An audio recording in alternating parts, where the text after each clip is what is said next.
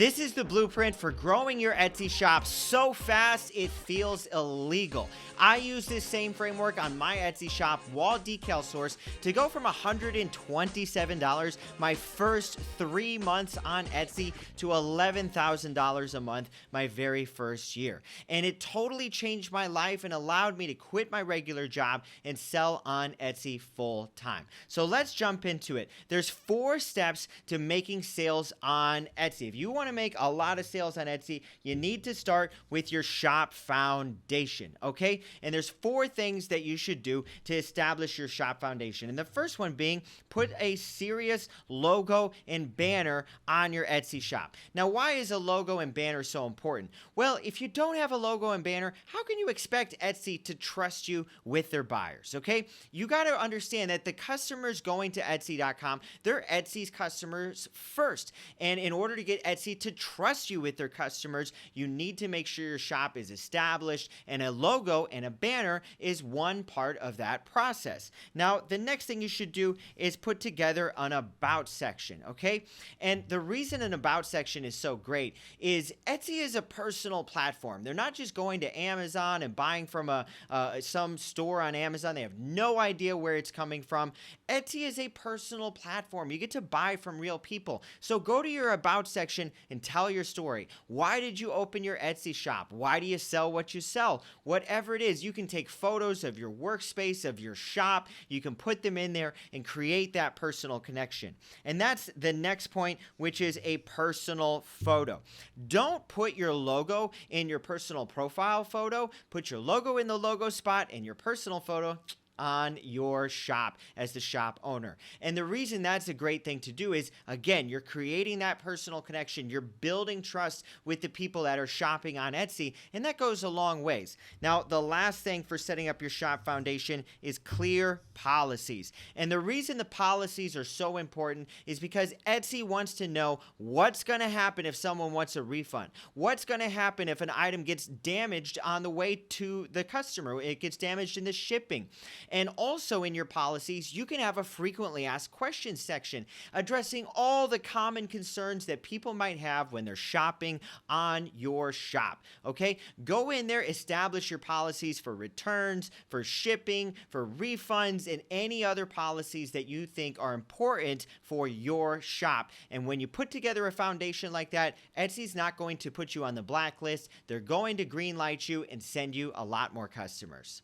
Now, number 2, you want to pick products that sell with a capital S, okay? And let me tell you a story. When I first opened my Etsy shop, I wanted to be totally unique. I wanted to make sure my products were original and they didn't look like anybody else's product. The problem was no one wanted my weird, unique, off-the-wall products, okay? So I like to say, don't reinvent the wheel, okay? Just put your own flair on it. Design your own wheel. Put your own style on the wheel, okay? Redesign the wheel, okay? So how can you actually do this? Well, go onto Etsy and find items that have the best seller badge, okay? If an item has a best seller badge and it's an item that's similar to something you sell, that's a product that sells a lot. Now, you can also look at products that have a lot of reviews. If a product has lots of 5-star reviews, then that's a popular product. People like that product, okay? And then you're going to model your product off of that best-selling item, okay? Don't copy it. Don't just make exactly the same product, but do your own version of it. And for example, one of the first products when I started my Etsy shop that I really liked was from a competitor, and it was this pink cherry blossom tree decal. And I thought this decal was so cool. I thought it was so pretty. I really liked it. And finally, after I was tired of not making any sales, I said, you know what I'm going to do? I'm going to go ahead and make my own version of this product. So that's what I did. I came up with a white cherry blossom tree decal. So it's a very similar concept, but the colors were different. I had pink birds. I had white flowers. And that product made me 55 sales. That's the ugliest 5 ever. whatever, but you get the point. 55 sales is a whole lot more than 0. And when I finally realized I didn't need to reinvent the wheel, I just needed to come up with my own version of it, I was able to start making a lot more sales on my Etsy shop because I went in there and I started to create my own versions of products that were selling like hotcakes. It's kind of like you go to McDonald's and you get a hamburger. You go to Shake Shack, you get a hamburger. You go to BurgerFi, you get a hamburger. They're all hamburgers. It's all the same thing, but it's a different style. It's a different taste. It's a different sauce, a different bun, and overall, it's a different product. Now, the next thing that you need to do, you need to get your listings to sell, okay? Just putting your listings out there is not enough, okay? And there's 4 main things that get listings to sell. And number 1 is the photos. The photos are the most important thing when it comes to getting your products to sell. And if you have bad photos, you're going to make 0 sales. That cherry blossom decal that I was just telling you about. So my very first photo that I actually used when I published this product was pretty terrible. And you can see right here, the product is in the background. I have a bed in the way. I even have another piece of wall art in the way. And this didn't sell. I couldn't make any sales with this photo. So I went and I redid the photo and I made my product the hero of the photo. And that's really, really important. Your product needs to be the main focal point of the photo. It needs to be front and center. It needs to be the main attention part, and it needs to really showcase and highlight your product in a great way to get people attracted to it. And when I went and changed the photo, I was able to make 55 sales with that same exact product. Now, here's the thing, guys. All you need is a smartphone, okay? You don't need a big, fancy, super expensive DSLR, fancy schmancy camera, unless you're just trying to find things to spend money on. Your smartphone will take incredible photos of your products. And you should also stage your products, okay? And you can do this by showing them off in ways that they would be utilized. So, for example, here's a candle. And this candle, this is a very simple, basic Colorado State candle. It's not a very exciting candle, but when you compare that to this exact same, or not exactly the same, but it's the same concept, a Colorado State candle, this candle has a green succulent, it's got a wood grain table, the candle is lit, and it's just so much more charming and inviting, and it makes the item look so much better, okay? Now, another thing that you can do is you can hire someone on Fiverr to edit your photos. So go to Fiverr, and if you search up product photo editing, product photo editing, you will find people to edit your photos for $5, okay? What they'll do is they'll enhance the photo, they'll improve the brightness, the framing, and they can even fix minor little defects and problems in your product photos. And would you invest $5 into a product photo for a product that makes you $100 in sales every single week? Absolutely. It's a total no-brainer.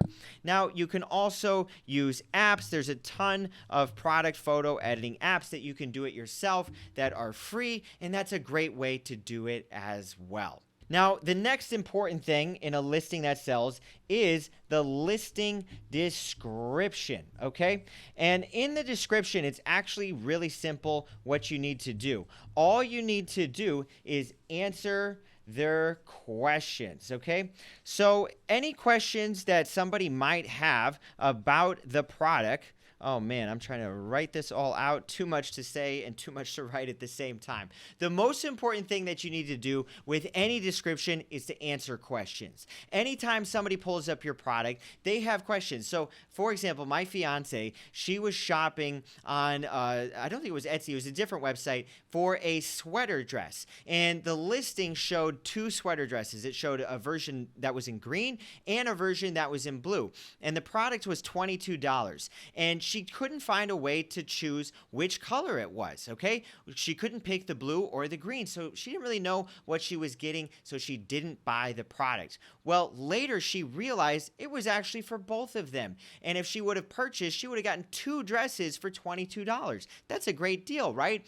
But if someone is confused about your product and they're confused, they don't know what exactly is included, they don't know how big it is, they're not going to buy. So go through your product and look at it and answer every question like, how big is the item? What is the material of the item? If it's a vintage item, how old is the item? So how much does it weigh? How do you wash it? Those are all important questions. On my products, people ask me all the time, how big is the item? And that's actually pretty funny because one of my photos is actually a dimensions photo with measurements showing the size, the height, the width of every single decal in the listing. And still, I get that question all the time. So go into your description and answer every single question that your buyer might have.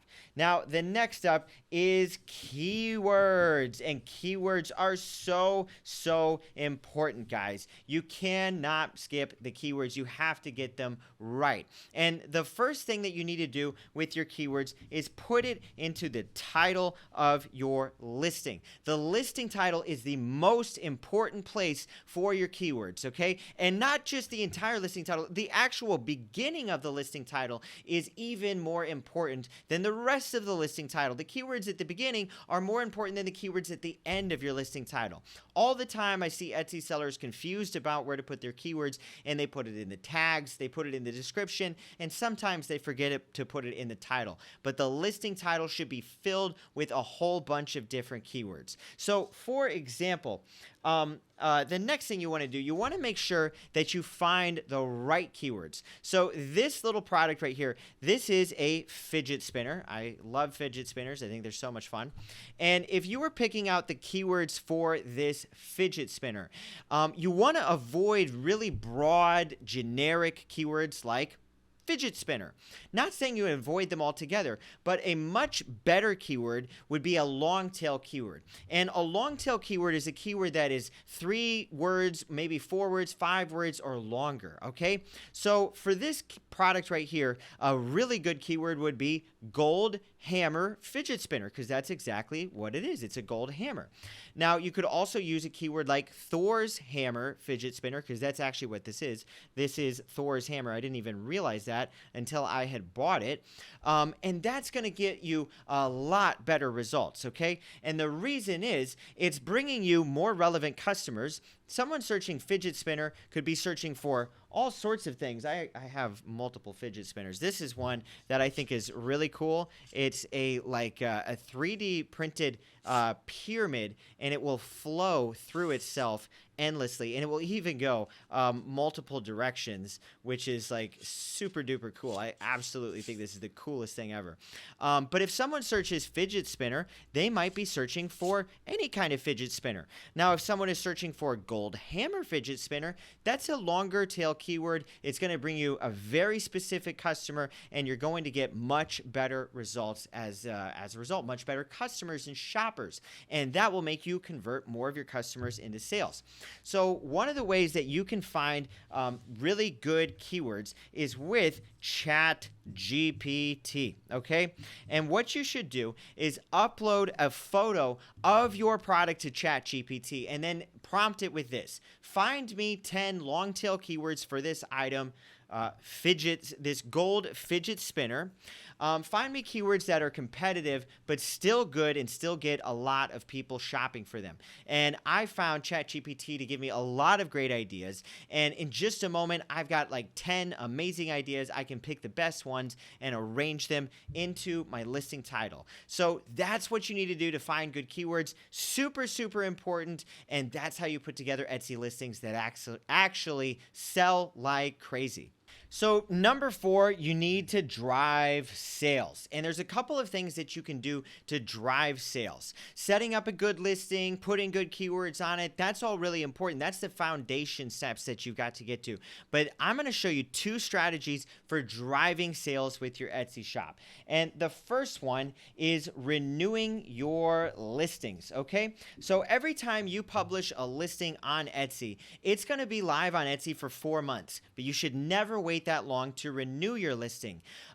Every time you go and search anything on Etsy, if you scroll past the ads, because the ads don't count, and you go look at the actual listings that are ranked there organically, click on those listings. And what you're going to find is nearly all of the top ranked Etsy listings are less than 30 days old. And a lot of times they're less than a day old, especially if it's a competitive keyword. So the very best thing you can do is renew your listings. And you should do this on brand new listings. If they've never sold, renew those listings every single day for up to 30 days. And what you'll see is those products will start to show up in the search results. They'll start to get ranked in the search results, and they'll start to sell. And once you get them ranked, you really only have to renew them about once a week to keep them ranked at the top of the search results. This is the biggest impact thing that you can do on your Etsy shop. When my shop was struggling and I wasn't making very many sales, once I went in there and I started to renew my listings on a daily basis, I saw my Etsy traffic and my Etsy sales literally just hockey stick up and fly through the roof. And I started to spend around $200 a month renewing my listings. And if you take that 200 divided by 20 cents, that is 1,000 renewals a month. And what that did for me is get a ton of sales in the door, $11,000 a month in sales. So is it reasonable to invest $200 a month to make $11,000 a month in sales? I think it's a very, very good strategy. It's the easiest one to implement. All you got to do is renew your listings, and it only costs 20 cents. Now, the second strategy, number 2, that you can utilize to grow your sales is to duplicate your listings, okay? And I learned this from an Etsy shop. I was shopping for an iPhone caddy, which is like a little thing that you put on your nightstand that holds your phone and your watch and your jewelry and a few little trinkets, and it props it up all really nicely. And I found this Etsy shop. I was shopping around, and I saw one that looked really nice, and I clicked on the shop, and I pulled up the shop, and they had 11,000 sales, and every single listing on their shop was the exact same product, but each listing had a different keyword. It was iPhone caddy, Samsung Galaxy caddy, nightstand phone holder, iPhone holder, boyfriend gift, girlfriend gift, husband gift, Father's Day gift. Every single product, every single listing was just a different keyword that they were optimizing, okay? So you can do the same thing. You can go into your Etsy shop, duplicate your best-selling items, and just change out the keywords, okay? So here's how you do it. Go into your Etsy shop and find the best sellers, okay? Find the products that are selling a lot, and you're going to know which one those are because you're shipping them out all the time. Now, if you don't have any sales, you could just pick the items that you like the best or other people have told you are the best, and the ones that you think are the best listings and the most complete. Then you're going to come up with new keywords for that item, okay? So every single keyword is a new listing that you can duplicate the item for. And that's what you're going to do. Duplicate, duplicate, duplicate. Because each new listing is going to help you target a new keyword and make sales. So I did this on one of my decals. It's an ocean, under the sea, aquarium wall decal. And it was my most popular item. I was really surprised that it became so popular because when I created the item, I didn't think it was going to be that big of a deal. Now, my sales on this item, before I duplicated, I had made $6,461. Pretty good, right? Well, when I went through and I duplicated the listing about 10 times and I changed the keywords, instead of just being aquarium wall decal, I used the keyword ocean wall decal, under the sea wall decal, shark wall decal, fish wall decal, and a whole bunch of others. And when I did that, my sales grew to 47,000 $468 from just one single product. And I started to sell that product every single week consistently again and again and again. This is super, super simple. It doesn't require you to create a bunch of new products. All you have to do is duplicate the listings and change out the keywords. So let's go and recap your 4-step Etsy sales plan.